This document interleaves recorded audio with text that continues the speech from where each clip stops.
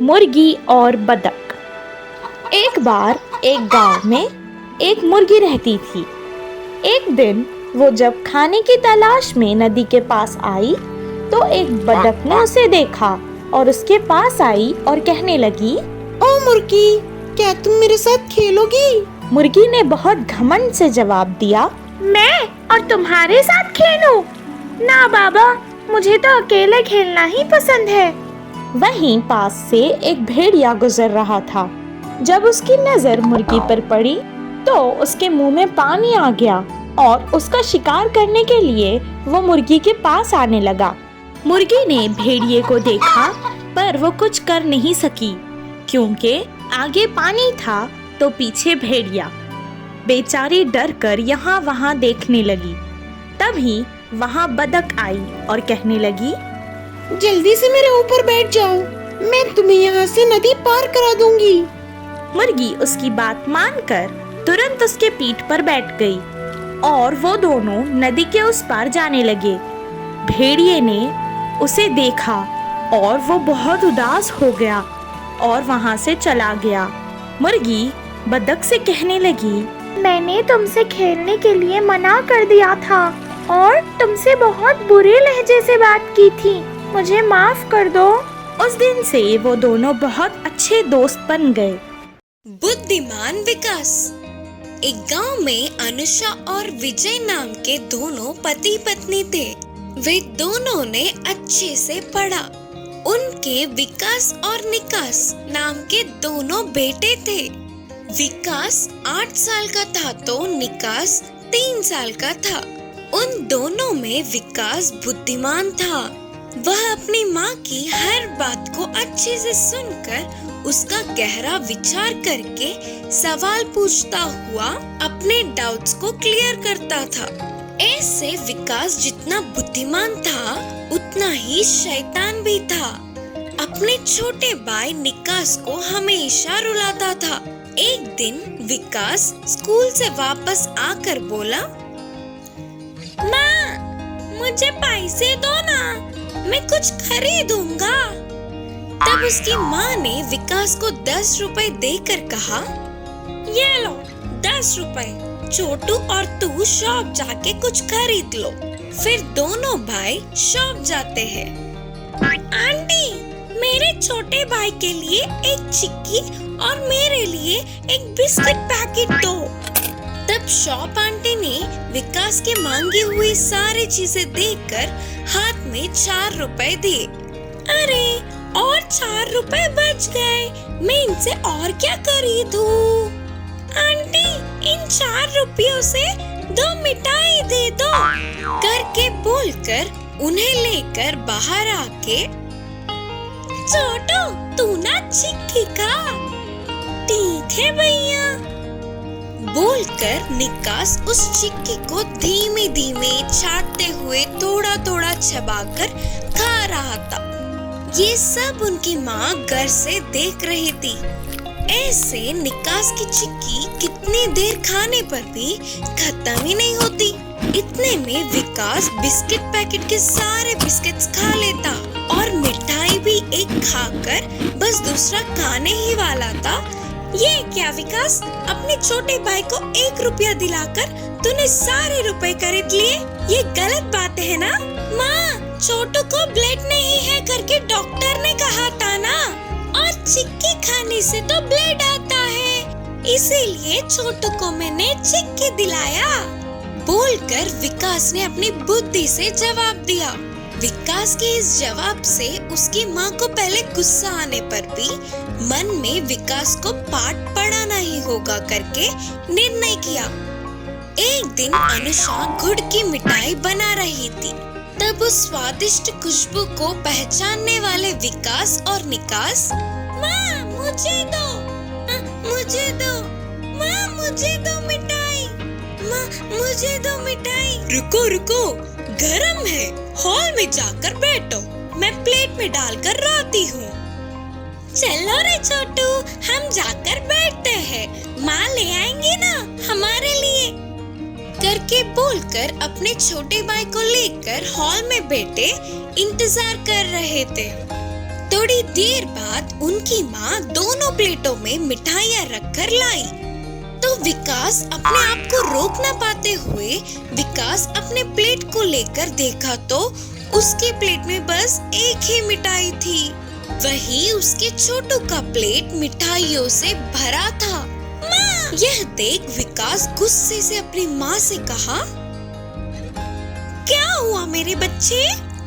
फिर विकास ने गुस्से से कहा, माँ, क्यों आपने छोटू को इतने सारे मिठाई दिए और मुझे बस एक ही दिया? हाँ बेटा, छोटू को ब्लड नहीं है ना, और गुड़ खाने से ब्लड आता है, इसीलिए छोटू को इतने सारे मिठाई करके जवाब दिया। तब विकास को अपनी गलती का एहसास हुआ और विकास अपने मन ही मन सोच रहा था कि अरे रे, अगर मैं छोटू को एक बराबर दिलाता तो मुझे भी मिठाई उसके बराबर मिलती। सही है ना माँ? बोलकर उस एक ही मिठाई को थोड़ा थोड़ा करके खा रहा था। इस कहानी की सीख है कि हम अपने सामने वालों को एक बराबर समझेंगे तो हमें भी बराबर का हक मिलेगा। माँ बतख की चतुरता। एक जंगल के नदी में माँ बतख अपने बच्चों के साथ मिलकर रहती थी। ये सब नदी में आराम से घूमकर उनके लिए पर्याप्त भोजन को समेटकर खुशी से रहते थे।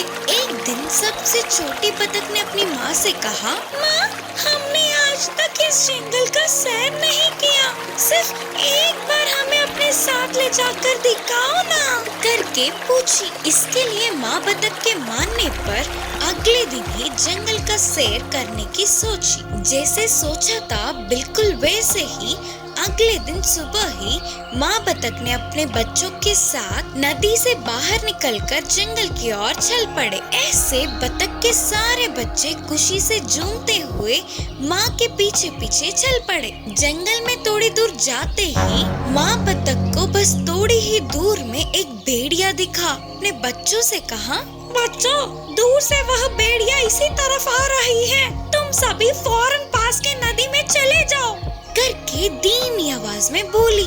माँ के कहने पर सारे बच्चे नदी की ओर भागने लगे। तुरंत माँ बतख ने अपने पंखों को फैलाते हुए बहुत ही मुश्किल से चलने लगी। एक तरफ भागने वाले बच्चे तो दूसरी ओर ना चल पाने वाली माँ बतख को देखकर, बतख के बच्चे तो मेरे एक टाप के लिए भी काफी नहीं होंगे, शायद माँ बतख घायल हुई होगी, इसीलिए तो कहीं नहीं जा पाएगी, इससे खाके मैं अपनी भूख बुझाऊंगा। हंसता हुआ बोलकर भेड़िया माँ बतख की तरफ आने लगा। इतने में सारे बतख के बच्चे नदी में चले गए। यह देखने वाली माँ बतख ने अपने पंखों को सीधा करके एक ऊंची उड़ान भरी और नदी के बीच जाकर बैठ गई। माँ बतख को देख सारे बच्चे खुशी से उछल पड़े। एक झटके में घटित घटनाओं से भेड़िया चौंक गया और सोचने लगा कि ऐसे हाथ लगे बतख अपने बच्चों के साथ साथ बच के निकल गई। सोच के अपने आप को कोसता हुआ उदास होकर उधर से चला गया भेड़िया। बुद्धिमान गधा। एक गांव में गोपी नाम का किसान रहता था। वह अपनी खेती में तरह तरह के फसल उगाता था। उसके पास एक भैंस था। उसको हल बांधकर खेती का काम कराता था, फिर उसे गाड़ी से बांधकर बस्तों का भार उठवाता था। ऐसे वह पूरा दिन काम कर करके शाम तक बहुत थक जाती थी। भैंस को कभी कभी अपने मालिक पे गुस्सा बहुत आता था, लेकिन वह कुछ ना कर पाता था। फिर कुछ दिनों के बाद गोपी एक गधे को खरीद लाया। भैंस के पास ही उसे बांधे रखने पर उससे परिचय बढ़ाकर गधा उधर की कब्रें जाना चाहती थी। ऐसे धीमे धीमे उससे बातें बढ़ाने लगी। मालिक तुम्हारा अच्छे से ध्यान रख रहा है ना? करके गधे ने भैंस से पूछा। भैंस ने गधे को अपनी सारी कष्टों का वर्णन किया। पूरी बात सुनकर गधे ने कहा, माना तुम्हें अपना काम कम होने के लिए एक उपाय दूंगा, सुनोगी क्या? इसी बात की इंतजार में रहने वाला भैंस जल्दी से उपाय बताने को कहा। तुम ना घास चरना, पानी पीना छोड़ के बीमार होने का नाटक करो, तब हमारे मालिक तुमसे कोई भी काम नहीं करा पाएंगे, बोलकर गधे ने सलाह दिया। उसके अगले दिन से ही भैंस ने ना ही कुछ खाया पिया, वह अपनी जगह से उठा तक नहीं, ऐसे ही बीमार होने का नाटक किया। तो किसान को उसे देख तरस आ रहा था, तो उसे वही छोड़ के खेत चला गया। जैसे गधे ने कहा, बिल्कुल वैसे ही होने पर भैंस को बहुत खुशी हुई। अब ना कुछ कर पाते हुए गोपी ने बीमार भैंस को छोड़ के सेहतमंद गधे को खेत में ले गया। उससे ही भैंस के सारे काम करवाया। ऐसे कुछ दिन बीत गए। ऐसे हर रोज काम कर करके थक कर शाम तक गधा ठीक से खड़ी भी नहीं हो पाती थी। वही भैंस बहुत खुशी से बिंदास रहती थी। भैंस को ऐसे देख दुखी होकर गधे ने कहा, अरे गलती कर दी मैंने, मदद करना चाहा तो वो पूरा काम मुझ पर ही पड़ा, ऐसे नहीं चलेगा, कुछ तो सोचना पड़ेगा। करके वो पूरी रात सोचकर एक निर्णय पर पहुंची।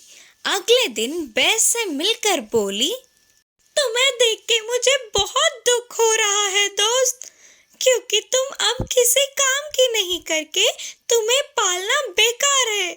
सोचकर तुम्हें पशुओं के आश्रम में भेजेंगे करके हमारे मालिक को मैंने किसी से बात करते हुए सुना।